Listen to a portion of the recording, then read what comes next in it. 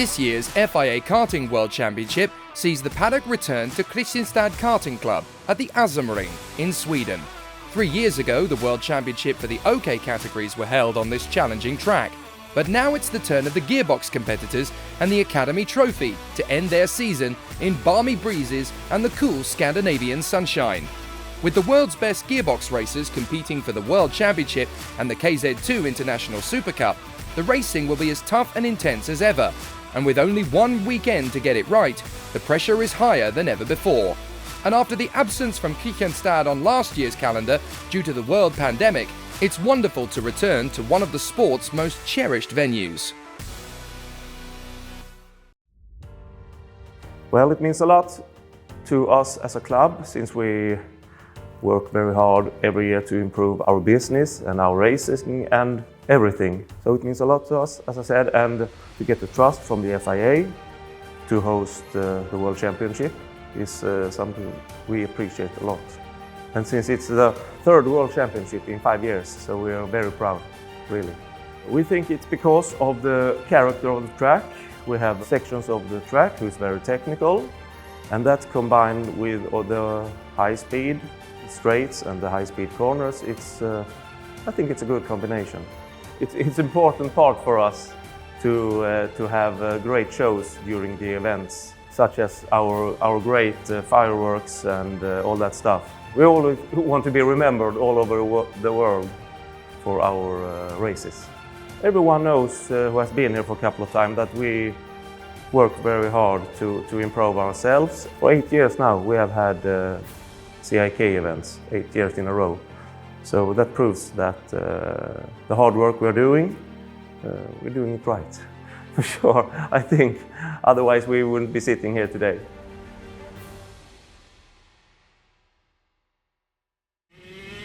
Victor Gustafsson will guide us around the Ring.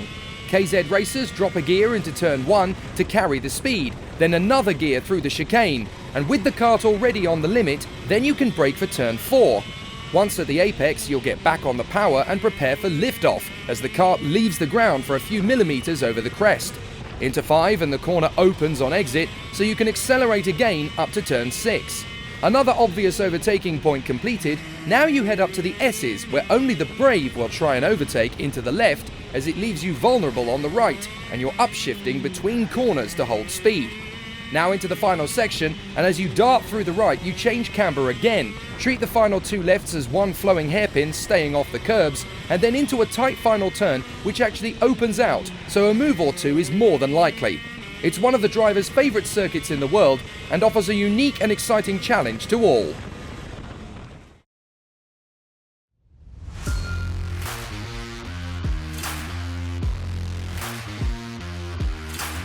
The Academy Trophy will see some incredible talents duel for the victory and the title, and with Maciej Gledizh, Alexander Bondarev and David Walter best placed to go for the win at Kristianstad, it could have major ramifications for the championship. Dion Gauda and Yvan David have outside chances to win the final, and there's plenty more stars who could steal it all away. So the drivers will need to keep their wits about them, as anything can happen. On the rolling start, Maciej Gledizh swept across to seal second position behind pole sitter Dion Gauda. And as the field swept through the first few corners, Caleb Gafrara and David Walter drifted onto the grass. But fortunately, both men were able to recover without losing time. So Gauda led from Gledizh, Bondarev, Gafrara and Walter, with Yvan David snapping at his heels. Sadly, Oscar Wirtz would spin out as the field congested, and his season was over, much to the talented Monegasque's frustration. Next time around, Bondarev was now second ahead of Gledizh, but he led them both past Gauda, dropping the Singaporean down to third place. Bondarev was now leading, but Gledizh was in a perfect position to seal the title. Gafrara was eager to make his way past as well, and heading into turn 6, he tried to repeat the overtake, but as his car touched the inside curb, he drifted wide, and now Walter was closer than ever. Walter had been fastest in qualifying and showed his speed again with a beautiful move on Gafrara into turn 1, but the leaders were already well clear. The race then became about the fight for third, and despite resistance from Gouda, the Danish star Walter was able to move up, and so was Gefrara. The loss of momentum from Gouda also allowed Renault Franco through into 5th position, and Darius Babiawana made his way into 6th. Ivan David was next, as the Sri Lankan tried his hardest to move into winning contention. Franco made his bid on Gefrara and ended up hitting the American and spinning out of the race. The man who won at Wackersdorf was now out of the title fight, and despite his best efforts to rejoin, it was a sad end for the talented Dutchman.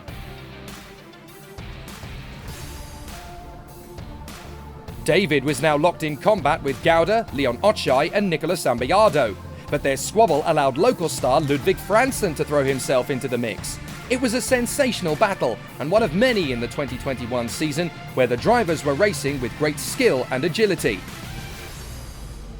It resulted in a scary moment for Riccardo Iannello, who somehow managed to keep going despite contact with Gouda.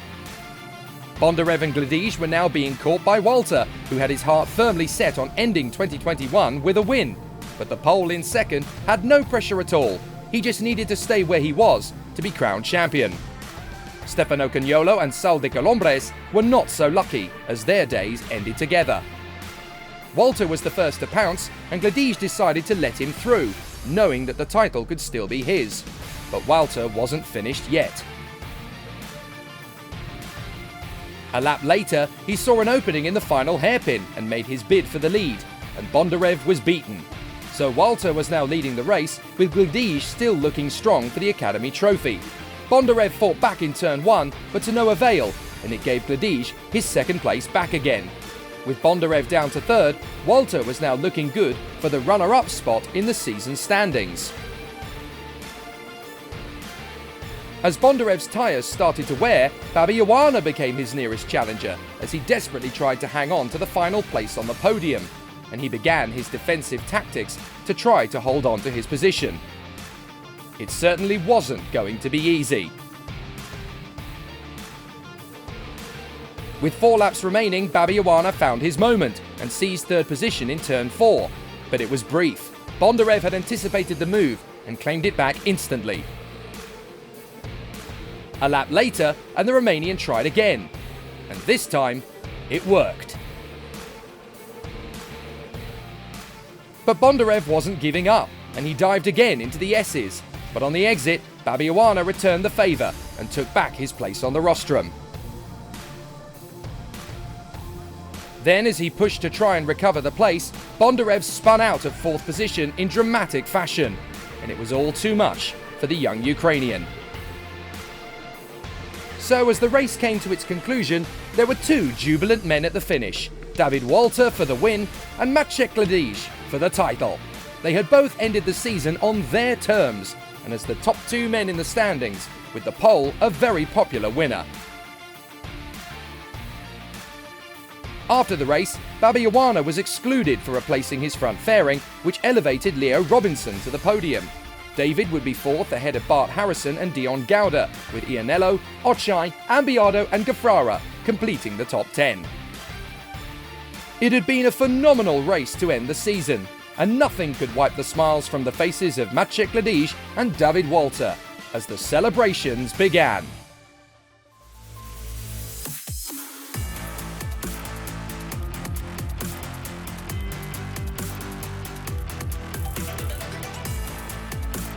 For the heats, we didn't do so well. We were starting 21st. But then for the final, we managed to make my way through everybody. And then I managed to get to the front, and I really realised I was P4 when I was going on to the last lap. So hopefully in the 2022 season we can do a bit better. For sure I'm so happy because second in the round and win the championship. So I'm so proud of myself. Yeah, the final was really hard for me because in the start I was P2, Bondarev passed me, after David caught us and passed me, and after Oleg, after I overtook Bondarev, and I was second. The race starts and I get a bad start, but I just focus and I just took 1 position after 1. I was P1 and I was so happy with it. I need to get 10 laps more, I saw the time. I was just focusing and make the lap done. For sure, it's nice, but I'm so proud of myself, and yeah, we'll see what happens.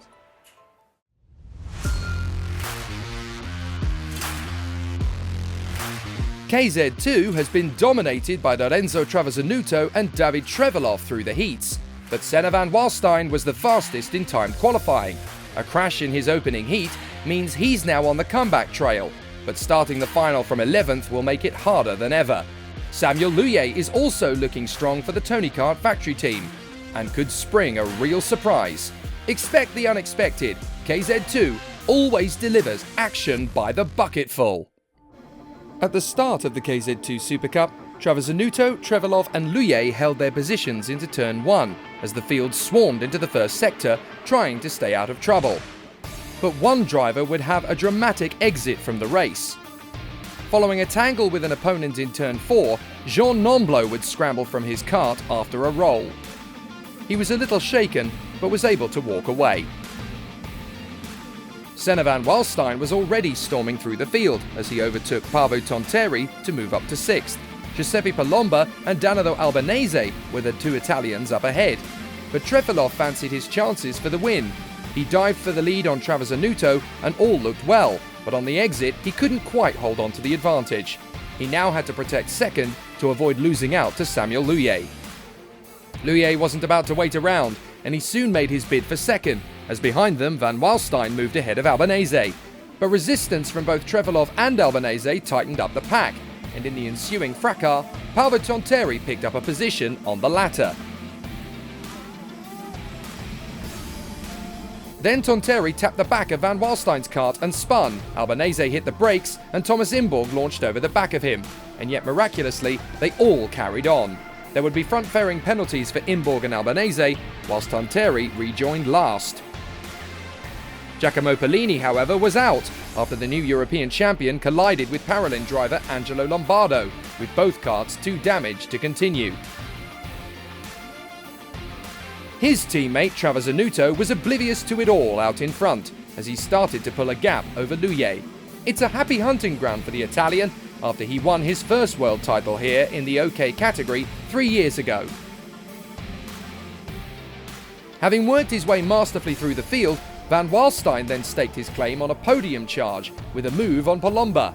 But the Birolart driver was refusing to cooperate, and no matter how hard the Dutchman tried, there would be no straightforward manoeuvre, and he was losing valuable time.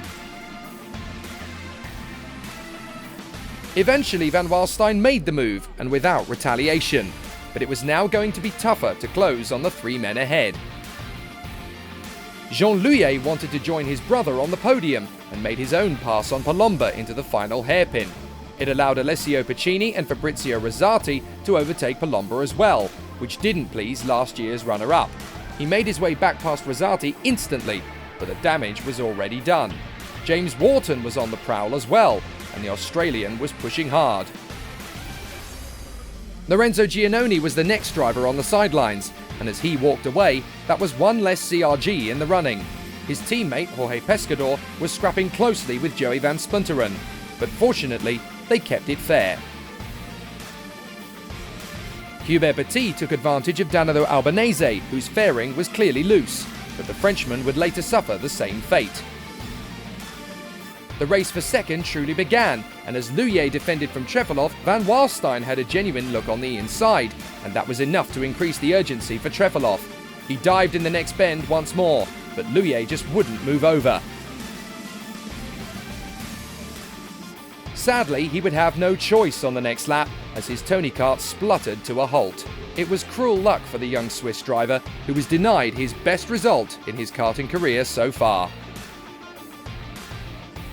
This was all the motivation that Van Waalstein needed, and he made his move on Trevelov, from 11th to 2nd. Not a bad run at all, but would he have time to catch Travasanuto?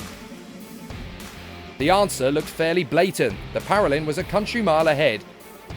Van Waalstein was doing everything he could to catch up, but second would have to do, as Trevelov held off the resurgence of Jean Luye in his brother's absence.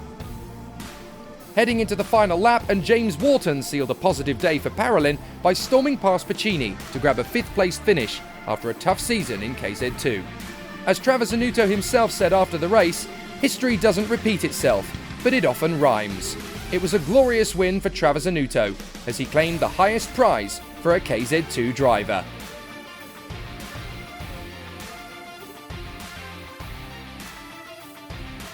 Behind Van Waalstein and Trevelov, Jean Louillet headed home Wharton and Rosati after a penalty for Pacini dropped him behind Victor Auberg and Artur Carbonell, whilst Jorge Pescador ran home in 10th.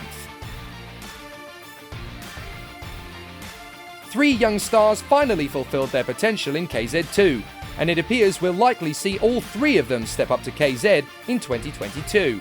And who knows how many titles they'll score between them, as the future looks very promising.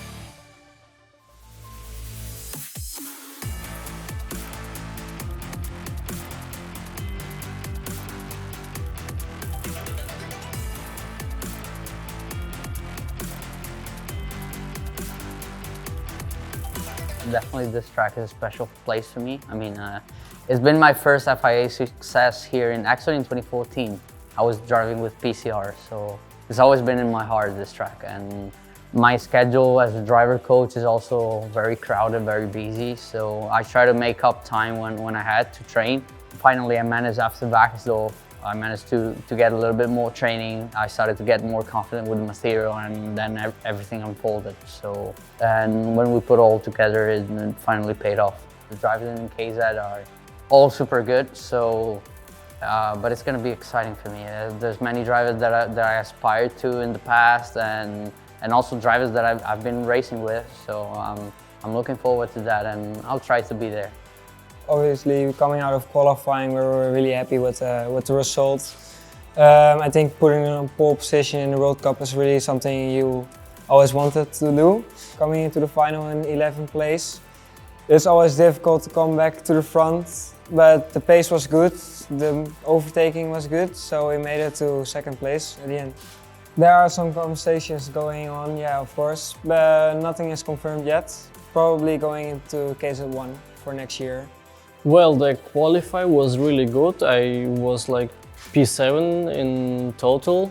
The heats were very strong, and yeah, I think we lose a bit of pace in the final, but P3, it's a good result for me and the team. 2022, I think I will be driving in KZ1 to replace Fabian Federer. It's obviously a fantastic feeling to win the International Super Cup.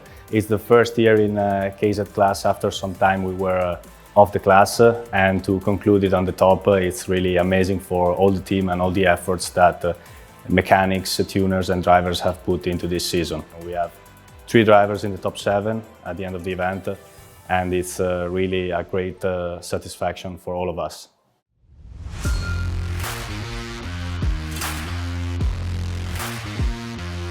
There is no greater accolade in the sport than the World Championship, and the KZ category is the toughest race in the world for a kart racer to win. Matteo Vigano and Noah Milel are best placed to challenge for the win, whilst Fabian Federer and Andrea Kimi Antonelli are next in line to challenge. But with this being the longest and toughest race for the win, victory is a fairy tale and a dream that can only come true for one fortunate driver. Noah Milel made the perfect start to beat Vigano to the first corner, whilst Antonelli fell through the field after a poor getaway. Lorenzo Camplese made his way into 3rd ahead of Fabian Federer, with Victor Gustafsson, Simo Pohaka and Adrien Renaudin igniting the chase behind. All was not well up front, however, and in controversial and dramatic circumstances, the dream ended for Vigano yet again, as his kart gave up the ghost on the opening lap. After dominating the heats, it was cruel luck, not for the first time either, and his heartbreak was felt worldwide with team and fans alike. On the next lap, Federer lost out to Gustafsson as they chased after Camplese. But with the apparent pace of Milel up front, it looked like the win was already gone, and so both Gustafsson and Pohaka elected to increase their defensive strategies. Overtaking moves would be difficult, but not impossible. Former world champion Jorrit Peks would be the man on the move as he started to gain his competitive edge. But his big move came on the second lap in the final bend as he made an audacious pass on Pohaka and left the door wide open for Renaudin to join him, but the ferocious Finn was not willing to comply. Alex Orlando was also out of the World Championship, and he was happy to put it behind him. And he wouldn't be the only man on the sidelines. Emilion Denner would spin out on his debut for Kart Republic. It had been a frustrating return to karting in 2021 for the Frenchman. Pex versus Buhaka became an interesting spectacle as the Finn pulled off one of the moves of the race. Could he help Tony Kart to another clean sweep of the podium? For Millell up front, he was on course to become the first Swedish gearbox world champion for 33 years, and on the circuit he grew up on. But Pex wanted to join him on the rostrum, and he swept back ahead of Buhaka before the Finn realised what had happened. But there was even more to come, as he launched an overtake inside Federer in the S's, and somehow he made it work without contact. Buhaka still had good pace, and was able to move ahead of Federer as well, but Federer was still giving SRP and Maranello plenty to smile about. Gustafsson was on the podium at home until Pex caught him. The Dutchman spoiled the party and moved ahead with his signature move. Then came one of the duels of the weekend. Buhaka tried his own special move on Gustafsson, but the Swede wasn't so willing to lose the place to Buhaka as he had been to Pex. It was tough, but despite a slight brush of the Tony Kart's front fairing, he just held on. Jorrit Pex had driven beautifully to fight through for third position, but he had run out of time to catch Camplese, who had driven his best race yet. But there wasn't a dry eye in sight, as Noah Millell emulated his uncle 25 years before to become world champion. Having literally been born and raised as a part of the Kristianstad Karting Club, the fairy tale couldn't have been sweeter. He hadn't just won at home, he had dominated, and the reception he received was breathtaking.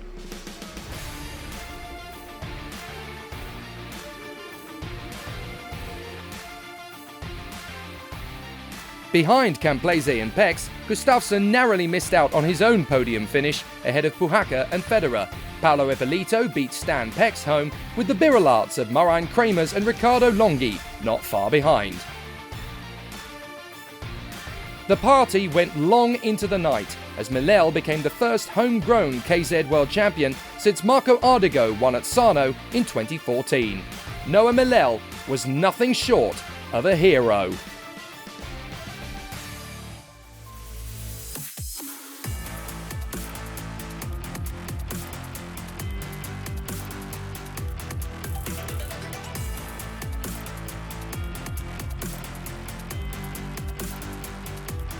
I cannot describe the emotions and feelings. I maybe look like similar neutral, but inside I am very happy and grateful for what we achieve, and to win here in my home with all my friends, supporters, family. It's another level of happiness. I'm not sure what will brings me next. But it will open many doors and for the future. And if I can, I am very happy with where I am with Tony Kart and Vortex, and we worked hard for this, and finally we received the result that we should have. Yes, fantastic job of the team. I start very good, and then overtake Matteo, maybe have the problem. I won't catch Noah, but it's impossible because Noah is very fast. At time, I won't manage my position, don't lose the time with the driver behind me. It was a really good final for me. I had a good start, take some place in the first lap, and then in the beginning I was not really fast, but after a few laps I took really good pace, and then I could drive very fast to the front and overtake the drivers in front of me really quickly. The end of the race was quite easy for me because I was on third position and behind me was nobody, and the gap to the front was a little bit too big, so the last 9 laps were kind of easy. Yeah, honestly here the level of the competition is really high. All the drivers are really fast, and all together it was really tough in the end, because finally it's really long race, 25 laps. It's good work for the team. We find a really good setup for the final, and we are really happy that finish first and second, and fifth. It's great for the team. Great job. So, Maciek Ledij becomes the new Academy Trophy winner and Poland's latest rising star of karting. Lorenzo Travasanuto wins the International KZ2 Super Cup for his 4th FIA Karting title. And the hometown hero, Noah Milel, becomes the first Swedish world champion since his uncle Johnny Mistievich in 1996. It's the beginning of a new era for the sport, and next season we could see yet more exciting races from the new kings of gearbox karting and the new cast of elite talent in the Academy Trophy. Join us in 2022 when the next generation of racing talents will return to fight for glory once again.